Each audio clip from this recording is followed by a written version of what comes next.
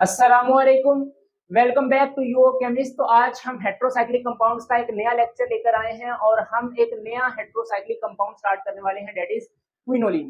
तो इससे पहले हम इंडोल कवर कर रखा है हमने और आइसोक्विनोलिन को पढ़ लिया, उनके एप्लीकेशंस क्या हैं और उनके सिंथेसिस मेथड हमने कर रखे हैं, उनके लिंक्स आपको डिस्क्रिप्शन में मिल जाएंगे। तो आज हम स्टार्ट करेंगे क्विनोलिन। तो क्विनोलिन का इंट्रोडक्शन देखेंगे और इनकी प्रॉपर्टीज के बारे में थोड़ी सी बात करेंगे, इसका सोर्स क्या है, what is the primary source of quinoline, उसके बारे में बात करेंगे और एक फर्स्ट सिंथेसिस मेथड हम क्विनोलिन की करेंगे, दैट इज सक्रॉप सिंथेसिस। ओके, तो आइए स्टार्ट करते हैं। हेडिंग लगा लें अपनी, क्विनोलिन। चलिए डेफिनेशन से स्टार्ट कर लेते हैं।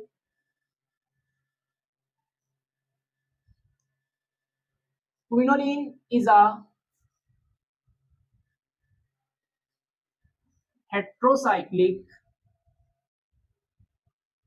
Aromatic organic compound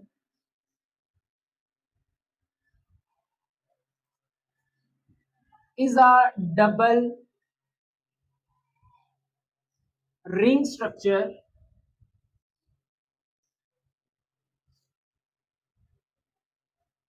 composed of, मुझे मार्कर चेंज करने दे, मेरा ख्याल है मैंने लास्ट लेक्चर रिकॉर्ड करने के बाद इसमें इंक रिफिल नहीं की। Okay, is a double ring structure composed of benzene and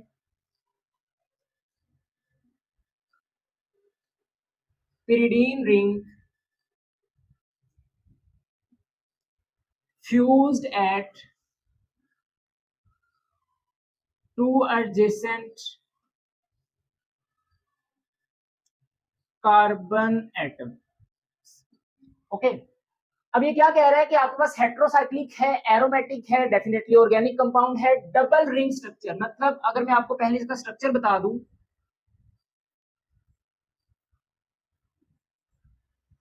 this is structure for the quinoline. Isoquinoline और क्विनोलिन में जस्ट डिफरेंस है कि नाइट्रोजन की पोजीशन चेंज हो जाती है। आइसोक्विनोलिन में नाइट्रोजन हमारा इस पोजीशन पर होता है और क्विनोलिन में हमारा नाइट्रोजन यहां पर होगा। ओके, अब यहां पर देखें, डबल रिंग स्ट्रक्चर है, कंपोज है। ये आपके पास एक देखिए, अगर इसको मैं ब्रेक करूं ना यहां से, मैंने आपको जब इसकी नोमेनक्लेचर करवाई थी, तो मैंने इनके जब आपको नोमेनक्लेचर करवाना सिखाई थी, तो मैंने आपको बताया था कि आपने रिंग को किस तरह ब्रेक करना है, कि आपके पास वेल नोन स्ट्रक्चर बनना चाहिए। उसका लिंक आपको डिस्क्रिप्शन में मिल जाएगा। अगर आपको हेट्रोसाइक्लिक कंपाउंड्स की नहीं पता किस तरह इसको नेम देना है, तो आप वहां से कर सकते हैं। तो अगर हम यहां से इसको ब्रेक करें तो you will get a benzene ring and a pyridine ring.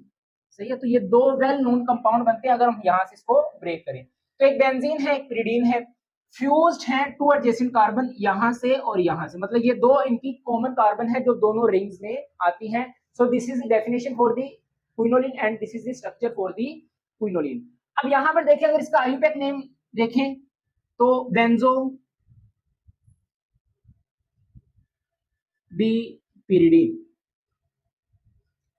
ये इसका आईयूपैक नोमेनक्लेचर है। ओके, तो ये मैंने आपको करवा रखा है, आप उस लेक्चर में उसको देख सकते हैं। अच्छा, आईयूपैक नेम हो गया, डेफिनेशन हो गई। अब याद रखिए बेटा, ये आपके पास वीक बेस है, वीक बेस एज कंपेयर्ड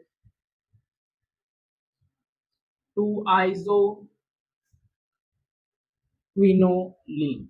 सही है, इसकी रीजन मैंने आपको बताई थी जब हमने आइसोक्विनोलिन का इंट्रोडक्शन किया था। तो वीक बेस है। सेकंड, इसकी अगर फिजिकल स्टेट की बात करें तो लिक्विड स्टेट में एग्जिस्ट करता है ये। ओके, द प्राइमरी सोर्स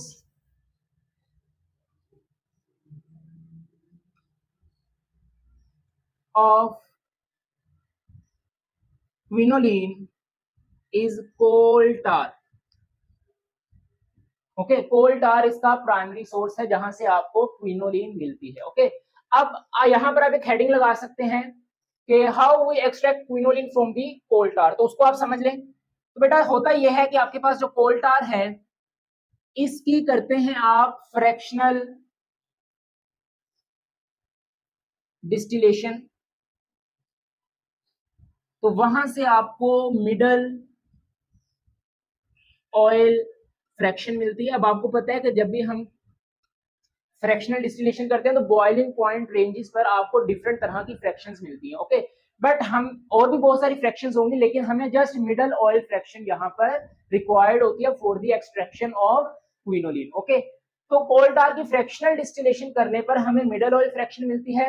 अगर आप इस मिडल ऑयल फ्रैक्शन की सिंपल डिस्टिलेशन कर दें, सिंपल डिस्टिलेशन, और यहाँ पर जो टेम्परेचर रहता है that is 200 to 250 degree Celsius. इस टेम्परेचर पर आप इसकी अगर सिंपल डिस्टिलेशन करें तो आपको यहाँ पर मिलता है डिस्टिलेट। अगर इस डिस्टिलेट को आप ट्रीट कर दें, treated with acid, sulphuric acid like, तो आपको मिलता है एसिड एक्सट्रैक्ट ऑफ डिस्टिलेट। अगर आप फर्दर फिर इसकी डिस्टिलेशन कर दें और यहां पर टेम्परेचर रहता है 240 degree Celsius, you will get your final product quinoline. तो यहां से आप इसकी ये फ्लोशीट डायग्राम बना सकते हैं कि how we extract quinoline from coal tar. तो इसका प्राइमरी सोर्स है, ये आप नोट करें। कोल टार की फ्रैक्शनल डिस्टिलेशन से मिडल ऑयल फ्रैक्शन, उसकी सिंपल डिस्टिलेशन करेंगे, इस टेम्परेचर पर डिस्टिलेट बनेगा, उसको एसिड के साथ ट्रीट करवाएंगे तो एसिड एक्सट्रैक्ट ऑफ डिस्टिलेट, उसकी फर्दर डिस्टिलेशन करने पर इस टेम्परेचर पर आपको क्विनोलिन मिलती है as a final product. Clear है? अच्छा, फर्दर इसके जो सोर्स है वो भी आप देख लें। आपको क्विनीन, यहां से भी आपको क्विनोलिन मिलती है। सेकंड इसका जो सोर्स है वो क्लोरोक्विन, अमोडिया क्विन,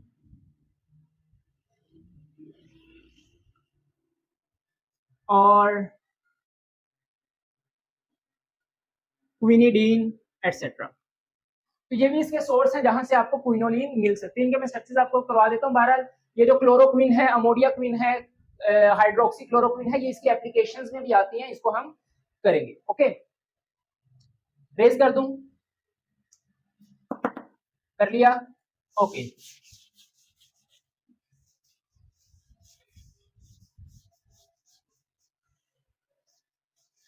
अब देखें जो आपका है क्विनीन, इसका स्ट्रक्चर आप नोट कर लें।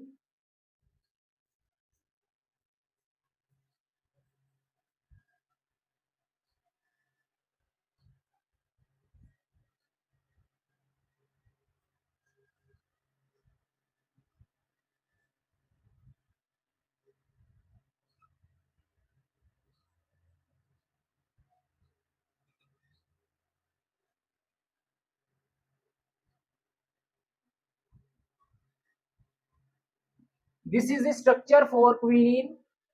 अच्छा, अगर हम बात करें इसकी कोनिडीन की, तो सारा स्ट्रक्चर ये आपने बना लेना है, इसको नोट कर लिया। अगर हम बात करें कोनिडीन की, तो सारा स्ट्रक्चर बनाने से जस्ट आपने चेंजिंग ये करनी है कि ये जो आपकी स्टीरियो केमिस्ट्री है वो आपने चेंज कर देनी, बस इनमें ये डिफरेंस है। मतलब ये एक दूसरे के आइसोमर्स हैं।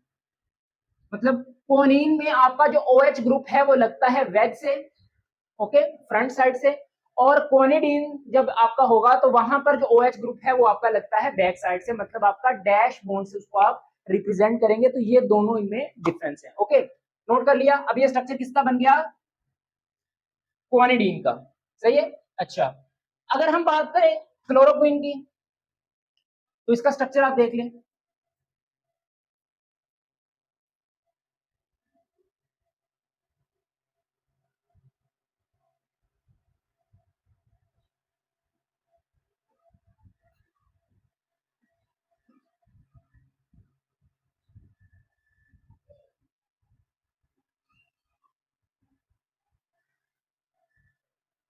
This is the structure for chloroquine.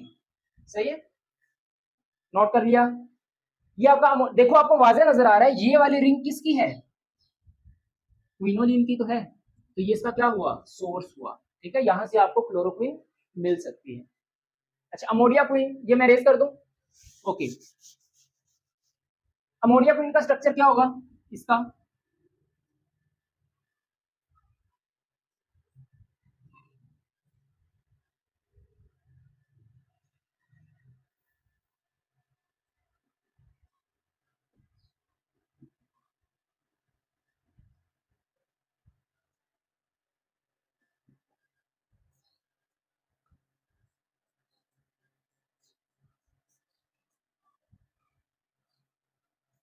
This one, this is the structure for the ammonia queen.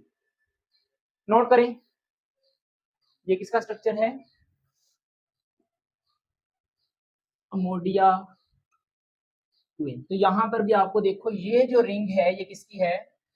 Quinoline की है। तो यहां से आपको ये मिल सकती है। अच्छा, याद रखें ये जितनी भी मैंने आपको बताई है, क्विनीन है, क्लोरोक्विन है, अमोनिया क्विन है, बेटा ये जो आपके पास ये मेडिसिन हैं और ये मलेरिया के ट्रीटमेंट में यूज होती है। ठीक है, मलेरिया की 4 टाइप्स होती हैं, उसको भी हम डिस्कस करेंगे। मलेरिया आपका फैल्सीपैरम होता है, वाइवेक्स होता है और एक दो और हैं, तो 4 टाइप्स होती हैं आपके पास। तो उनके ट्रीटमेंट के लिए आपके पास ये क्लोरोक्विन हो गया, अमोनिया क्विन हो गया, क्विनीन हो गया, ये यूज की जाती हैं एज अ मेडिसिन। तो यहां से हमें पता चला कि जो क्विनोलिन कंटेनिंग मेडिसिन हैं वो मलेरिया के ट्रीटमेंट में यूज की जाती हैं। इसको आप इंपोर्टेंट करके नोट करेंगे। अब ये जो आपको मैंने बताई हैं इसको हम फर्दर इन डिटेल पढ़ेंगे भी। आपको सिखाऊंगा कि ये क्लोरोक्विन की सिंथेसिस किस तरह से की जाती है, ये अमोनिया क्विन की सिंथेसिस किस तरह से की जाती है। ठीक है, अच्छा एक और है आपके पास हाइड्रोक्सी क्लोरोक्विन। अब इसका स्ट्रक्चर क्या है? इसका स्ट्रक्चर मिलता है क्लोरोक्विन से।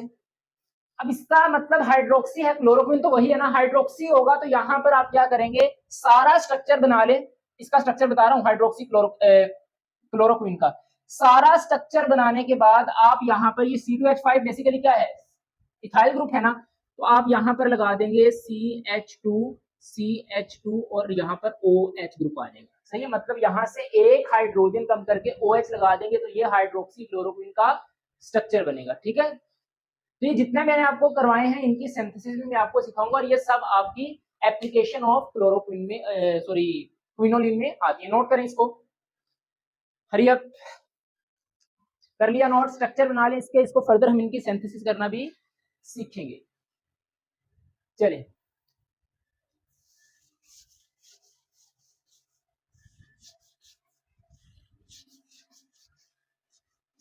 तो हेडिंग लगा लें स्क्रॉप synthesis of quinoline.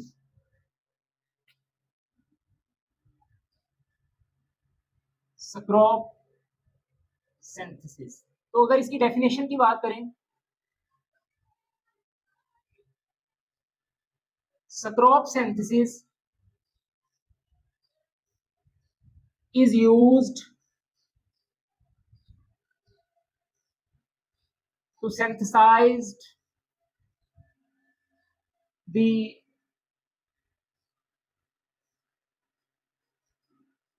quinolines in this method, या in this synthesis लिख लें, in this method aniline is heated with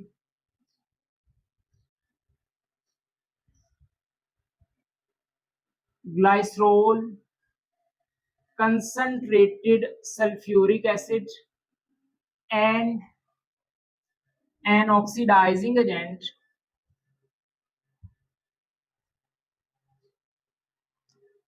like nitrobenzene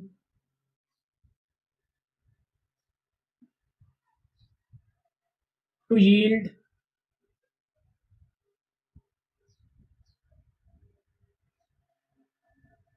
quinoline. Okay, तो ये इसकी आप डेफिनेशन नोट करें, फिर आपको इसका रिएक्शन करवाऊंगा तो आपको समझ आएगी कि ये क्या है। सही है, तो देखिए यहां पर एनिलीन है, इसका रिएक्शन आपने करवाना है ग्लाइसरोल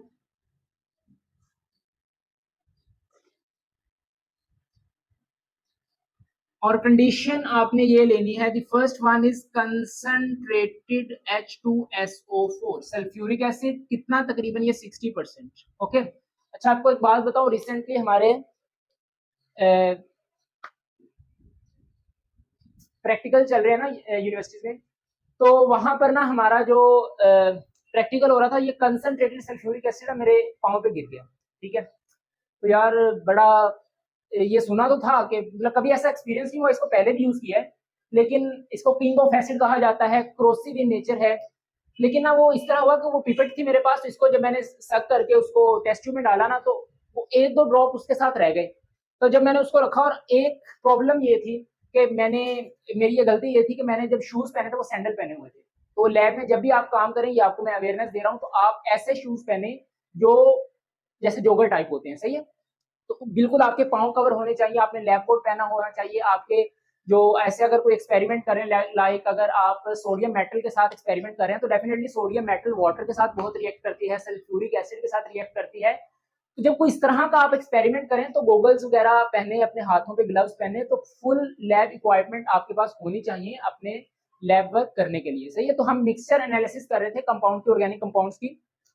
तो रिसेंटली दो दिन पहले की बात है, तो ये कंसंट्रेटेड सल्फ्यूरिक एसिड मेरे पाँव पे गिर गया। ठीक है, तो इवन के मैं घर आ गया, रात तक मेरे पाँव पे वहां पर जलन होती रही, सही है। तो मैंने अल्लाह का शुक्र अदा किया कि इतना ज्यादा नहीं गिरा कि पाँव पे सुराख ही ना हो गया हो। और ये कल हम रिएक्शन कर रहे थे, वहां पर हमने उसको रिएक्शन करवाया सल्फ्यूरिक एसिड का डिटेक्शन में, उसको आई थिंक आयोडीन के साथ था इसका रिएक्शन और KI। तो जैसे ही हमने कंसंट्रेटेड सल्फ्यूरिक एसिड थोड़ा सा एक्सेस अमाउंट में लेना था, तो पिपेट के साथ जैसे ही हमने वहां पर कंसंट्रेटेड सल्फ्यूरिक एसिड को लिया ना उसमें टेस्ट ट्यूब में, तो टेस्ट ट्यूब के नीचे सुराख हो गया। ठीक है, मैंने कहा यार अगर ये इसने टेस्ट ट्यूब के अंदर सुराख कर दिया, तो इसने मेरी उंगली वैसे जो है ना वो फिंगर आर पार कर देना था। तो फिर मैंने अल्लाह का शुक्र अदा किया कि अल्लाह ज्यादा नहीं गिरा थोड़ा सा, और मेरी गलती ये थी कि मैं उसको ऐसे शूज नहीं पहन के गया जो लैब के लिए पहनने चाहिए, सही है। तो जब भी आप लैब के लिए वर्क करें, तो ऐसे ड्रेस से महफूज रहें जो आपको नुकसान पहुंचाए, ठीक है। और थोड़े से टाइट कपड़े पहने, टाइट से मुराद ये कि आप पैंट शर्ट पहन जाए, ठीक है, उससे ये भी होता है। और लैब कोट आपका महफूज होना चाहिए, स्पेशली गर्ल्स के लिए मैं बात कर रहा हूँ। गर्ल्स के लिए होता यह है कि उन्होंने बड़े बड़े गाउन पहने होते हैं ना, तो जब वो चीज को उठाते हैं, आपने वहां पर काम करना है, तो होता यह है कि वो जो जैसे लटक रहा होता है, माशाल्लाह अब तो गाउन ही ऐसे हैं कि उनके बाजू इतने इतने लंबे होते हैं, तो वो कभी टेस्ट ट्यूब में अड़ जाती है, वो गिर जाती है, कभी बीकर गिर जाता है, और वो आपके पास जो केमिकल्स पड़े होते हैं उसमें घिर के आपके पास जो है वो आपका नुकसान हो सकता है। तो आप कोशिश करें कि जब आप लैब में काम करें, तो ऐसे ड्रेस पहने जो आप कंफर्टेबल भी हों, और वो आपके पास जो लैब की चीजें हैं, केमिकल्स वगैरह हैं, टेस्ट ट्यूब्स हैं, बीकर्स हैं, पिपेट्स वगैरह, उसमें अटक कर वो नुकसान ना पहुंचाए, सही है। हाँ, तो ये कुछ लैब सेफ्टी मेजरमेंट से जो मैंने आपको बता दी, तो कंसंट्रेटेड सल्फ्यूरिक एसिड से मुझे ये याद आया। चलें, इतनी बातें काफी हैं। सेकंड जो कंडीशन यूज करनी है वो आपने करनी है ऑक्सीडाइजिंग एजेंट। और ऑक्सीडाइजिंग एजेंट आपका क्या है, नाइट्रोबेंजीन। ओके, इसको जब आप हीट करेंगे, तो आपके पास जो फाइनल प्रोडक्ट होगा वो होगी क्विनोलिन। तो अब आप डेफिनेशन पढ़ सकते हैं कि aniline is heated with glycerol, concentrated sulphuric acid and oxidising agent like nitrobenzene to yield quinoline. Note करें इसको, फिर मैं आपको इसकी सिंथेसिस करवाता हूं। कर लिया नोट? ओके।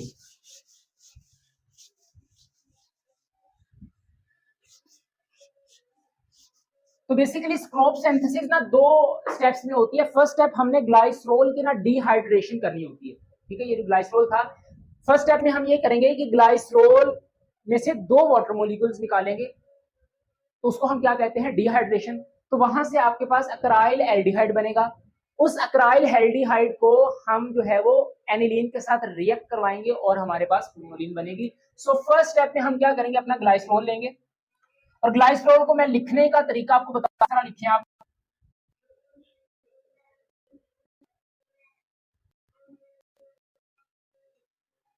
ठीक है, तो बेसिकली ये जो OH ग्रुप है, अब यहाँ पर ले आएंगे तो समझ आएगा, बस मैं चेन में लिख, ठीक है। अब एसिडिक है, तो फर्स्ट आप क्या, H प्लस का, तो यहाँ से ये जो वाला OH है, ये इस H प्लस को पकड़ा और इसको प्रोटोनेट करेंगे, तो क्या बनेगा, ये OH2 इसने लोन पेयर दिया, इस पर आएगा positive charge CH2 and OH। Just आपने हाइड्रोक्सी ग्रुप को जो है वो प्रोटोनेट करवाया। नेक्स्ट स्टेप में आप क्या करेंगे, इसको जस्ट हीट करने से यहां से वाटर मोलिक्यूल निकलेगा। कैसे? अब H3O पॉजिटिव क्यों लिखा, एक H प्लस निकलेगा जो आपने यहाँ पर कैटालिस्ट दिया, और एक आपका H2O। तो होगा क्यों, कुछ यूं कि यहाँ से इसके साथ जो ये डायरेक्टली है उसके साथ ये अल्फा कार्बन है, तो यहाँ का जो हाइड्रोजन है इसको आप ऐसे निकालेंगे, ये बॉन्ड आपका यहाँ पर और ये एज अ लिविंग ग्रुप यहाँ से लीव करेगा। उसकी रीजन ये है कि ऑक्सीजन पर जो पॉजिटिव चार्ज है तो भाई इलेक्ट्रॉन डेंसिटी टुवर्ड ऑक्सीजन जब शिफ्ट होगी तो इस कार्बन पर थोड़ा सा पार्शियल पॉजिटिव चार्ज रहता है। ओके, और ये अच्छा लिविंग ग्रुप है, तो ये बॉन्ड आपका यहाँ पर आएगा, तो डबल बॉन्ड बनेगा और ये एज अ लिविंग ग्रुप यहाँ से लीव करेगा। तो होगा क्या आपके पास CH2 double bond CHOH। Clear है? अब ये आपके पास बना है इनोल, नजर आ रहा है? अभी फील नहीं आएगी। इसको आप ऐसे लिखिए, ये आप OH ऐसे लिख लें और इस हाइड्रोजन को जरा खोल कर लिखें। अब आपको इनोल लग रहा है, डबल बॉन्ड और ये OH। इनोल फॉर्म से हमने बनानी है इसकी कीटो फॉर्म। तो आप क्या करें, कीटो फॉर्म कैसे बनती है, जस्ट आपने PTR करवाना है, तो ये बॉन्ड यहाँ पर ये H प्लस की फॉर्म में निकलेगा, ये इधर ये आपके पास नेगेटिव, ये नेगेटिव H प्लस को पकड़ लेगा, तो इस कार्बन और इस ऑक्सीजन के दरमियान डबल बॉन्ड फॉर्म होगा, मतलब आपका कीटोन मतलब कार्बोक्सिल ग्रुप बनेगा, तो उसको हम बोलते हैं कीटो फॉर्म। तो होगा क्या, CH इधर आपका सॉरी एक हाइड्रोजन है, सही, 2 3 4 और ये भी आपका CH है, ये दो वैलेंसीज पूरी कर लीजिएगा, 2 3 4, ठीक है। इधर भी 1 2 3, ये 4 थी और इधर 1 2 3 4, हाँ सही। अच्छा, अब यहाँ पर देखें CH2 हो जाएगा सिंगल बॉन्ड और ये C डबल बॉन्ड O और ये H बनेगा। अब देखो ये आपको क्या लग रहा है, ये इसकी बनी है कीटो फॉर्म, सही है।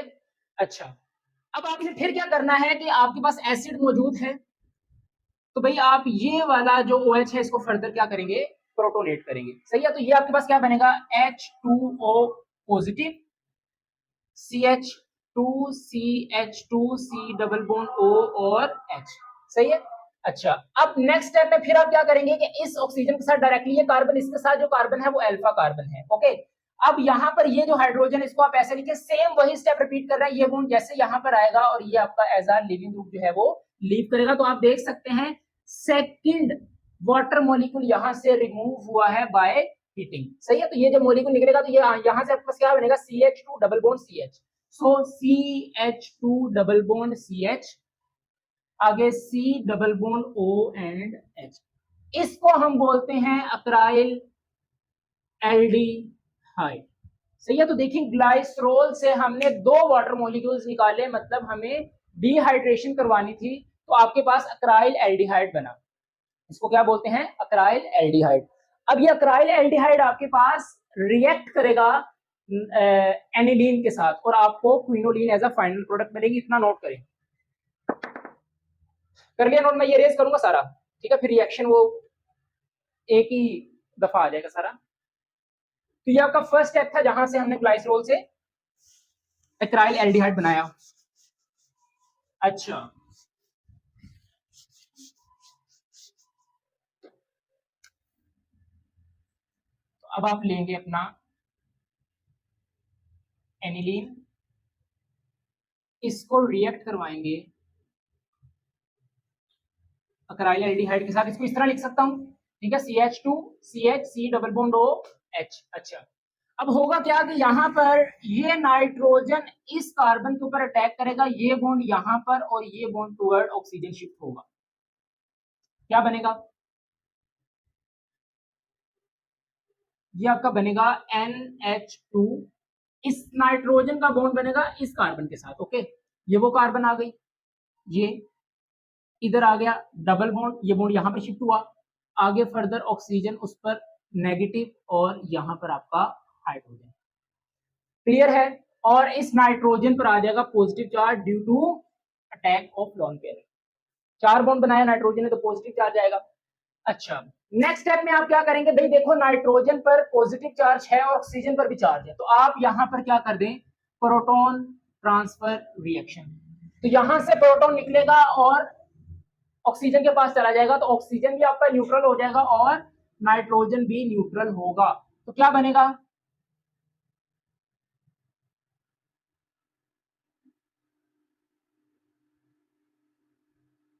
सॉरी सॉरी सॉरी, OH और ये हाइड्रोजन, सही है। तो प्रोटॉन ट्रांसफर रिएक्शन करवा दिया।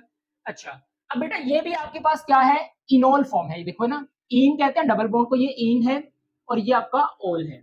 और जब भी आपके पास ये देखो इन और ओल है, तो मैंने आपको बताया था नोमेनक्लेचर में जब भी AEIO you vowels word repeat हो जाते हैं तो पहले वाला कैंसिल हो जाता है, तो इसको हम बोलते हैं इनोल, सही है। तो ये इन और ये ओल, इसीलिए इसको हम इनोल बोलते हैं। तो ये इनोल है, हमने इसको कन्वर्ट करना है दोबारा किसमें, कीटो फॉर्म में। तो कीटो फॉर्म में किस तरह करेंगे, इस ऑक्सीजन के साथ हाइड्रोजन को मैं यूं लिख सकता हूं, तो इसका टाटोमर ड्रॉ करेंगे तो क्या होगा, ये बॉन्ड यहाँ पर ये H प्लस की फॉर्म में निकला, ये बॉन्ड आएगा यहाँ पर, ये नेगेटिव H प्लस को पकड़ लेगा, सही है। तो होगा क्या, इसका टाटोमर ड्रॉ किया तो आपके पास कुछ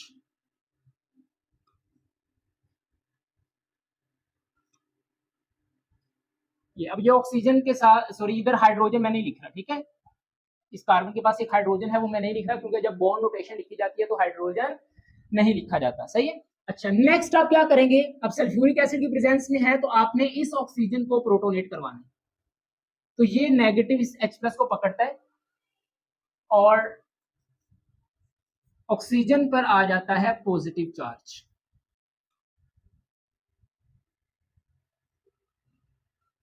ये क्लियर है, ओके। नेक्स्ट आप क्या करेंगे कि ये जो आपका रिंग का बॉन्ड है इसको आप ब्रेक करवाएंगे टुवर्ड दिस कार्बन, तो इस कार्बन पर नेगेटिव चार्ज, इस कार्बन पर आएगा पॉजिटिव चार्ज, सही है। अच्छा, अब जैसे ही यहां पर नेगेटिव चार्ज आएगा तो ये अब ऑक्सीजन पर पॉजिटिव चार्ज है, तो भाई यहां से इलेक्ट्रॉन डेंसिटी टुवर्ड ऑक्सीजन जाएगी, तो ये वाला जो आपका कार्बन है ये पार्शियल पॉजिटिव चार्ज रहता है, ओके, पार्शियल पॉजिटिव। तो ये नेगेटिव इस कार्बन के ऊपर अटैक करेगा, ये बॉन्ड टुवर्ड ऑक्सीजन शिफ्ट होगा और ऑक्सीजन पर पॉजिटिव चार्ज आपका खत्म हो जाएगा। तो क्या बनेगा आपके पास, ये बॉन्ड ब्रेक करवा दिया था, इस कार्बन पर आ जाएगा पॉजिटिव चार्ज, ये NH, और बस जरा केयरफुली इसको आपने देखना है, ये बॉन्ड आपका टूटकर ये OH में, और इस बॉन्ड और इस कार्बन के दरमियान जो है वो बॉन्ड फॉर्मेशन, मतलब यहां से यहां तक आते हुए आपके पास क्या हुआ, रिंग फॉर्मेशन हो गई, सही है।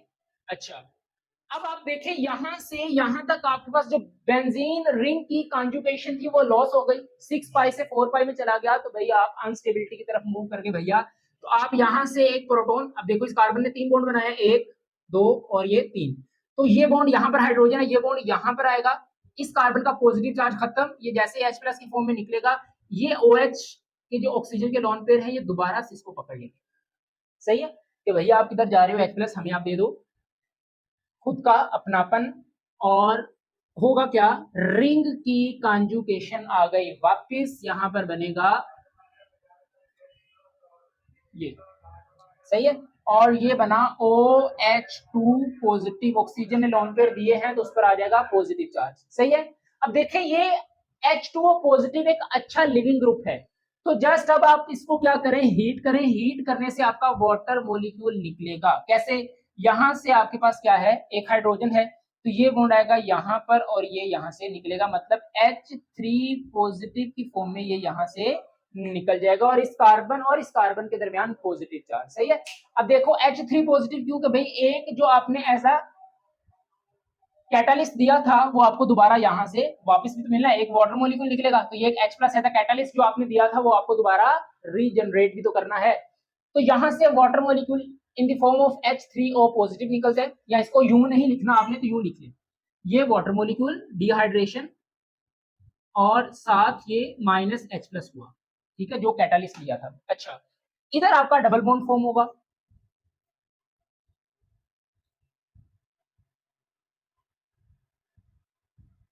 ये सही है।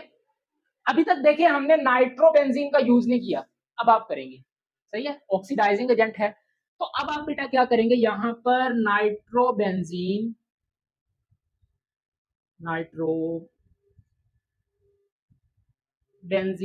Plus ferric chloride over iodine, इसका यूज करते हैं आप, ठीक है। अब ये ऑक्सीडाइजिंग एजेंट है, ऑक्सीडाइजिंग एजेंट क्या करेगा, यहां से हाइड्रोजन को रिमूव करेगा, removal of hydrogen is called oxidation. तो होगा क्या, यहां से आपके पास ये बॉन्ड यहां पर और ये बॉन्ड आपका यहां से निकल जाएगा, ओके। मतलब यहां से H2O हुआ minus in the form of gas, ठीक है। इस स्टेप को हम कहते हैं ऑक्सीडेटिव अरोमाटाइजेशन, ठीक है। ये जो आपने यूज किया है इसको आप क्या बोलते हैं, ऑक्सीडेटिव अरोमाटाइजेशन स्टेप, ठीक है। तो this step is known as oxidative aromatisation. और यहां पर अब डबल बॉन्ड बनेगा, तो you will get your final product quinoline, सही है। तो ये आपके पास फर्स्ट सिंथेसिस थी क्विनोलिन की, that is Skraup synthesis. Clear है, तो इतना ही था आपके पास स्क्रॉप सिंथेसिस, इससे आप जो है वो क्विनोलिन बना सकते हैं। फर्दर इंशाल्लाह हम नेक्स्ट लेक्चर्स में क्विनोलिन की प्रिपरेशन के और भी मेथड्स लेकर आएंगे और फिर इसकी एप्लीकेशंस की बात करेंगे, जो हमने आज अभी ब्रीफ इंट्रोडक्शन में हमने बात किया। Chloroquine, amodiaquine, hydroxychloroquine, quinine, इनकी सिंथेसिस में आपको करवाऊंगा जो कि क्विनोलिन की एप्लीकेशंस में आती हैं, रिएक्शंस करेंगे। तो तब तक के लिए इजाजत दें, नमाज पढ़ते रहें, कुरान पाक की तिलावत करते रहें। मिलते हैं नेक्स्ट वीडियो में। ऑल द वेरी बेस्ट, अल्लाह हाफिज and subscribe to my channel.